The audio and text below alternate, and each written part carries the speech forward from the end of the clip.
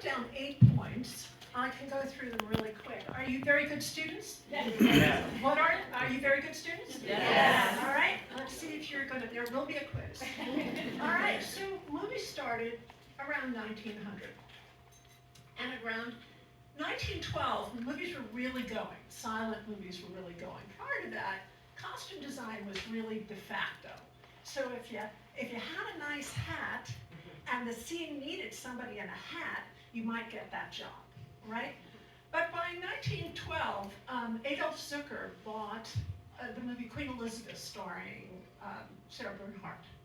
And it was designed by Paul Poiret, who was quite a fashion revolutionary. In fact, he's credited, and it's too much information, he designed the bra. Yeah, because he got rid of corsets and designed the bra. Anyway, Adolf Zucker started Lasky Pictures, which became Paramount. And by 1912, movies were on their way. And they had costume designers, fashion designers sometimes standing in, but really offering different clothes to wear on screen. Because of course, sorry, Jay, I really have to stand up to teach. Because clothes look different in person than they do on screen, right? It's a different art, designing clothes in person and clothes on screen. All right, so in 1928, the Academy Awards were founded, but sadly without costume design. They had art direction, but without costume design. But one of the movies that won Best Picture that year was Wings.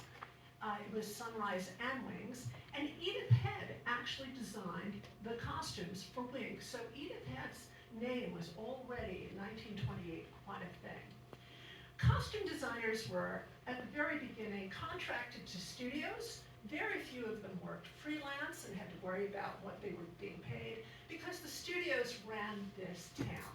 And each studio had a chief of the costume department and many other people working with them. Very often just the chief got the credit, and all of those other people working for them did not get the credit.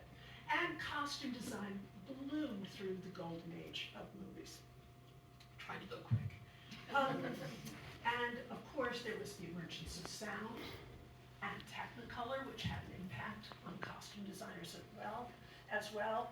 And then television started in the late 1940s and then continued to rise and made the movies really worried, not unlike what we're going through now with streaming, that television really started to weigh on the minds of the movie moguls.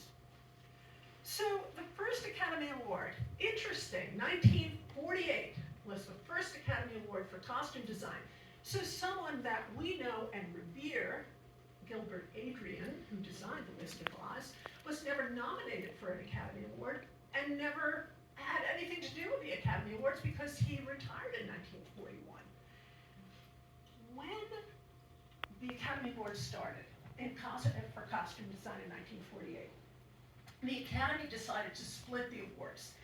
You could have an Oscar for black and white movies and an Oscar for Technicolor movies. Now, this really affected us because studios made their black and white movies. They were usually the B movie, the second movie on to the feature, right? You'd see the black and white movie, and then you'd see the epic, and you'd see the musical.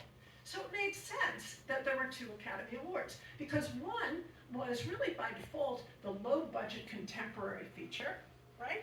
They wouldn't spend a lot of money on a drama. And this continued until 1968. The last black and white Academy Award for costume design was Who's Afraid of Virginia Woolf, designed by Irene Sharaff and directed by Mike Nichols. This is significant to today's discussion because that was really the last time contemporary costumes were recognized, acknowledged, and honored with their own Academy Award. Since 1968, it has been almost impossible, I would say impossible, for a contemporary feature to be nominated for an Academy Award. Right? Right. But maybe that's the exception that proves the rule. Right? So 1968 was the last time contemporary or black and white features were recognized.